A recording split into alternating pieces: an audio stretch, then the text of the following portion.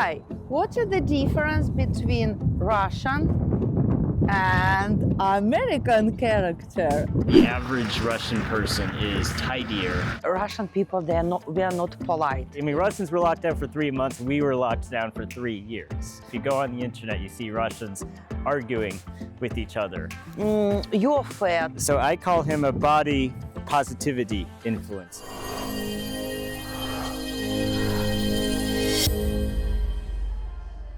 Yan, he is my student. I teach him Russian language online and in person. By the way, guys, if you want to learn Russian language, you can click here. You will see my website, annaglobaltravel.ru, and you will see all details about learning Russian language. Guys, and I've decided to take interview today from Yan and ask him special questions. I have already asked him about why he came to Russia from US. By the way, you can click here and watch video, yes, with Yan. And also we have done the video about this location, Metiche. And now, guys, I'm really confusing and I'm very excited about this interview because this idea, guys, actually came to me from our class with Yan. And in that book, which we study right now, there are a few questions about, some questions like, tell what do you know about Russian character, about Russian mentality, and compare it with yours. And I'm thinking, okay, it's like a good idea, yes, for interview. And let's ask Yan, guys, about it. Hello, Yan. Hello. Hello. Hello, Spaz. Yes, we got Spaz still here. Yeah. He's on a mission. He's finding all the interesting spells. So he is half Beagle and half Jack Russell Terrier. So those two different breeds of hunting dogs. Doesn't even know we're here. He's just smelling, finding the next trail. The first question. Yes. What are the features of the Russian and American national character? Well, so I'll just say that in America, we have a stereotype about every other nation of people, and it's unfortunate because most of those stereotypes are very negative, like we have, which is these very bad impressions of like everybody else in the world, which I don't think is actually fair or healthy. So I would first say similarities between Americans and Russians are greater than the differences. That said, each nation of people does have a national character. So Americans have our own national character and Russians have their national character. So with America, the American national idea is freedom, liberty. A lot of European colonists left their home countries to build their own place. And so there's this idea of liberty being the highest ideal in America. So with Russia, it's a little bit different. They have their own national idea, which I think, and I think it's also true if you ask most Russians, they would agree that's the national idea here is justice. So justice. If you justice, yes, like if you I mean, because if you ask like Anna, who do you think the most Russian author ever? Like if you had to pick one author. Tolstoy, or what's the second? Pushkin. Or Chekhov. Or Dostoevsky. Dostoevsky. Dostoevsky, and it's he's a very, I can say, depressive. A lot of drama. We talked about one Dostoevsky story called Beli Nochi, White Nights, and set in St. Petersburg, where a man and a woman meet, and the woman is in love with somebody besides the main character. But there's other Dostoevsky stories like Idiot, Crime and Punishment, and they all talk about different aspects of justice. Do you have the right to infringe on another person because of what you want? And generally the answer is no. So when you go into any Russian conversation, or if you go on the internet, you see Russians arguing with each other, it's usually some disagreement about justice. Like, for example, during COVID, most of the American arguments about COVID were about our national idea. And actually, I would say that about every country in that stressful time. Everybody showed their national character during COVID, because that was just a very stressful time. It was a very controversial time. So in America, it was all about arguing, is it right for the government to restrict people's freedoms during COVID, to do lockdown and all that. So in Russia, the argument was similar. It was very similar. You could almost say they were arguing about the same thing, but it was a little different. Russians were more arguing about the justice of it. Justice and freedom aren't necessarily the same thing. So they had to have this argument, roles should the government have in protecting people from COVID, but at the same time, does the government have the right to impose these things on other people? I'll bring up a classic example. There was a Russian fake news that the government was using the cameras on the payment terminals for the metro. Okay. And if people were not wearing a mask, they would give a fine. They would fine that person. It was actually fake news. The government, I don't think they even know how to do that. But anyways, people all these Russian people on the internet were getting really upset about this. Like, how dare they? You can't do that to people. It's not right. And so it's one of those internet rumors that turned out not to be true. But I think it illustrated what Russian people are preoccupied with. In America, we were preoccupied about liberty.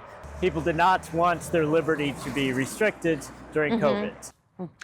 What you said that you have in US propaganda about other nationalities from the bad side, and what people think about Russians. So you said, what is the bad part of Russian? Well, so with Russia, of course, well, it's complicated. So through most of history, Americans and Russians had a positive relationship. That didn't really change until after World War II. During the Cold War. I think what's the point of this propaganda is to make people seem more different than they actually are. I think that's the first goal, because it's dehumanizing people. And how do you dehumanize people? Well, the easiest way to do that is to say the things that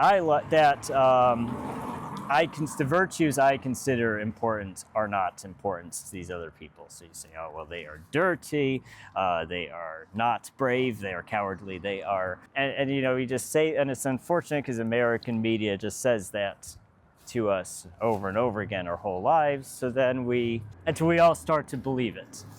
Now, with Russia specifically, it was easy to create negative propaganda because Russian media and literature itself can seem a lot more negative than ours. Like if you read Dostoevsky, or if you read Chekhov, or Turgenev, or whoever you read, you can say, wow, these stories are very negative and unpleasant and sad. Yeah, it's true. Right? I think it's not exactly true. I think what Russian art and literature is that it's very truthful, right? It doesn't sugarcoat what life is like. So it shows the more unpleasant parts of marriage and family life and government corruption and all that. So it's all very honest, which is interesting because we also have this stereotype of Russia. There's all this government censorship and all that. Well, at the same time, throughout all of Russian history, authors were allowed to say these things. I mean, they weren't, Pushkin wasn't executed for criticizing the government. Tolstoy wasn't executed. I mean, people were allowed to say these things. But at the same time, one thing I've noticed about Russian culture is that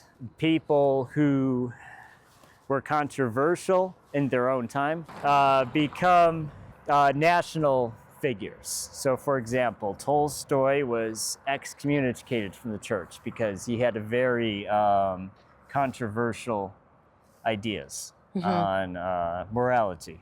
So he was actually excommunicated in his lifetime, but of course he's one of Russia's greatest writers, even though he's excommunicated by the church. We have Pushkin. He got in trouble a lot because, again, he said very critical things about the authorities at the time. Turgenev, same thing with Turgenev.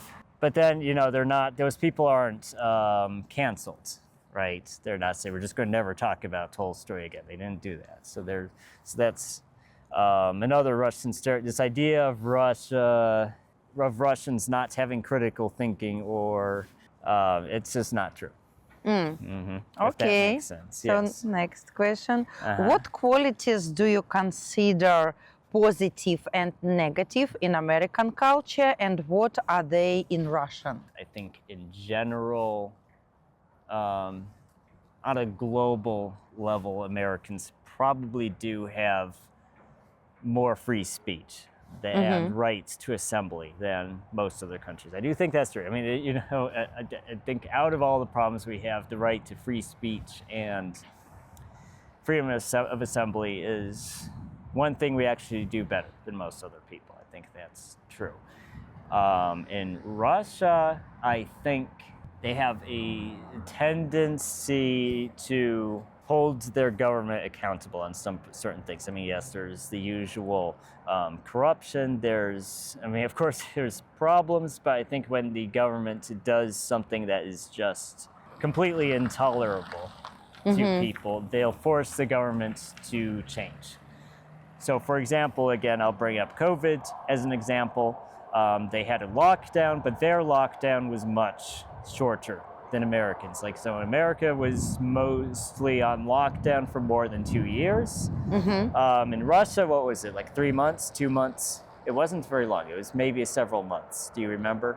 No, actually it was, it also I think was around, several months, but yeah, it was several months. It was long. Because it was already over by the time I got there. So it was several months. Not 3 years. Yeah, it wasn't 3 years, because Russians would protest and they would riot and they would throw rocks. I mean, they just raised hell, and then the government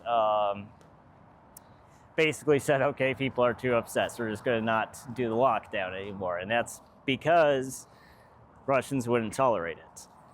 And so I kind of honestly wish Americans did that too, because we were locked down for Russians were locked down for 3 months, and we were locked down for 3 years.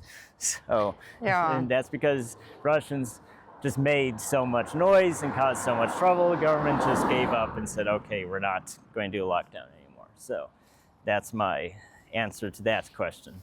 Okay, what else? Also, I remember you said that, for example, from positive and negative parts, as I mentioned, also like a Russian, that what I don't like in Russian culture, that Russian people too much direct. Do you remember this story when you were walking with your dog and they said, oh, your dog is fat. So this one, what I don't like in Russian, because Russian people, we are not polite. No, I don't say, of course, about 100% of people. We have, of course, some Russian people who is polite, of course, but most of them, it's okay to say oh, you're fat. Or why are you looking like this? So it's, Russian people say direct what they think, and they don't care about that. What Russian people tell you, that it can hurt you. Russians, I think that's true. Russians are very polite, but they're also very direct, and it can be surprising. Of course, in America, you can't ever tell someone, you are fat. Yeah, But in you're Russia- fat, you're old, you're thin, too much slim, too much old. Yes, but in Russia, they'll do that. Like, so Spaz, so Bet is my dog Spaz. He is, he's a beagle. Beagles have a tendency to get rounder as they get older. So I call him a body positivity influencer. Да, body But sometimes when I walk him, people will just ask me, "He's like, why is he fat? it's Why so is your rude. dog fat?" You know, I told this story to my mom. My mom, she also has a dog. She has a Labrador. No, actually, her dog also is fat. And my mom said, "Oh, it's so rude. How he can say it?" Yeah, it's why that's why what I don't like in Russia, because in Russia everyone care. In US no one care about is it fat or dog or not. So no one care how do you dress, how do you I don't know what kind of people do you like, with whom you in love. No one care, but in Russia everyone is, oh, why, like if you're married, if you're not married, people will say, why you're not married, when are you going to marry? Or if you're married, oh, why don't you have kids? If you have one kid, when you are going to have second kid? So everyone is asking and care about other people's life. What problems can American face if he lives in a Russian family? So let's say like your friend, I don't know, maybe marry with a Russian woman or just dating. I don't know in which case American citizen can stay in Russian family. No, so what if it happens? Or if maybe he come to Russia and move, yeah? Yes. Well, I'll share what I'll do for that questions. I will share my experiences that I've had, some of my culture shocks. And about culture shock. Yes. So, of course, the biggest barrier for an American in Russia or, any non-English speaking country is the language barrier, because most Americans speak English and only English, and unfortunately most of us are not very good at learning a second language. So when you have a language barrier, that makes understanding people or understanding how other people feel very difficult. English speakers and Russian speakers emote a different way. So it can actually be hard, even if that person is speaking English, it can be hard. Is this person happy? Is this person annoyed?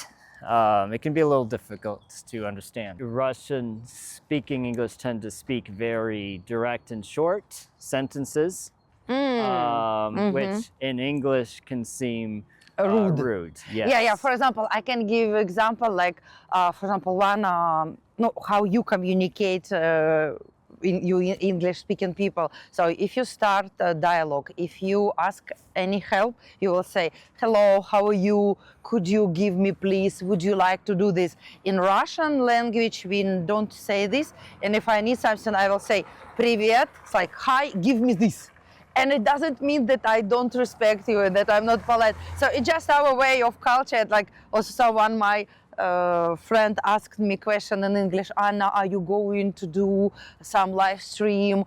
Because do you remember we were talking about changing your time?" And I just said, "No." And he said, "Oh, it's typical Russian." Because I don't know why I will say, "Hello, I'm happy to hear you. I'm not sure, will I change my live stream," and blah, blah, blah, blah, blah. So person asked me a question and I just give the answer, "No."